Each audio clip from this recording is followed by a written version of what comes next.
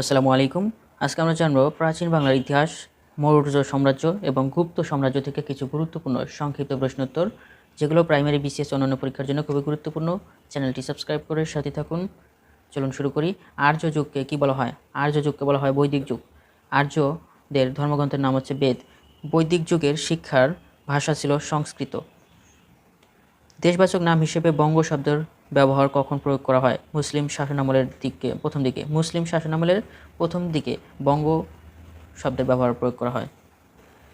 সম্রাট আকবরের আমলে সমগ্র বঙ্গদেশ কী নামে পরিচিত ছিল? শুভ ই বাংলা নামে পরিচিত ছিল সম্রাট আকবরের আমলে।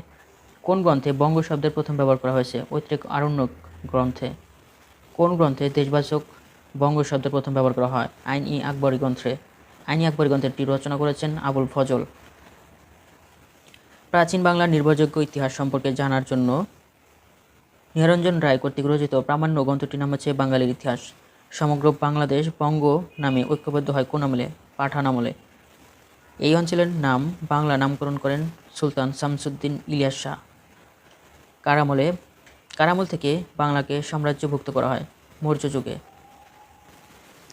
কখন থেকে বাংলার স্বাধীন রাজ্যের গোড়াপত্তন হয়? মৌর্য যুগে। প্রাচীন বাংলার প্রথম স্বাধীন নরপতি ছিলেন রাজা শশাঙ্ক। কাকে দিয়ে বাংলার স্বাধীনতা সূচিত হয়? ফখরুদ্দীন মোবারক শাহকে দিয়ে। পূর্ববঙ্গের প্রথম স্বাধীন নরপতি ছিলেন ফখরুদ্দীন মোবারক শাহ। আর প্রাচীন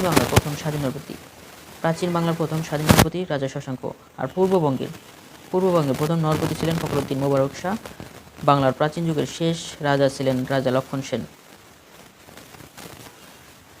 বাংলার শেষ হিন্দু রাজা ছিলেন রাজা লক্ষণ সেন। বাংলায় সর্বপ্রথম কে নৌবাহিনী গড়ে তোলেন? গিয়াসউদ্দিন আজম শাহ নৌবাহিনী গঠন করে। বঙ্গ জনগোষ্ঠী মানুষের বাসভূমি কোথায় ছিল?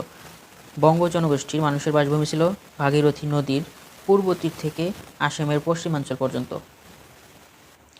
চীনা পরিব্রাজক হিউয়েন সাং কবে বাংলায় আগমন করে? 7ম শতকে। বাংলার শাসন পদ্ধতি সুস্পষ্ট বিবরণ পাওয়া যায় কোন যুগে? গুপ্ত যুগে। কোন সম্রাটের আমলে এদেশে বৌদ্ধ ধর্মের প্রসার ঘটে? সম্রাট অশোকের আমলে। প্রাচীন সভ্যতার অভ্যুদয় ঘটে এশিয়া ও আফ্রিকা মহাদেশে। সিন্ধু সভ্যতা কোন যুগের? সিন্ধু সভ্যতা হচ্ছে তাম্র যুগের। উপমহাদেশের সবচেয়ে প্রাচীন সভ্যতা সিন্ধু সভ্যতা কখন আবিষ্কার হয়? 1922 সালে সিন্ধু সভ্যতা আবিষ্কার হয়। আরবরা কখন সিন্ধু আক্রমণ করে? 712 খ্রিস্টাব্দে আরবরা সিন্ধু আক্রমণ করে। গৌতম বুদ্ধের জন্মস্থান লুম্বিনী, নেপালে। এখন আমরা জানব মৌর্য সাম্রাজ্য থেকে কিছু গুরুত্বপূর্ণ প্রশ্নোত্তর। ভারতীয় উপমহাদেশের প্রথম সাম্রাজ্যের নাম হচ্ছে মৌর্য সাম্রাজ্য।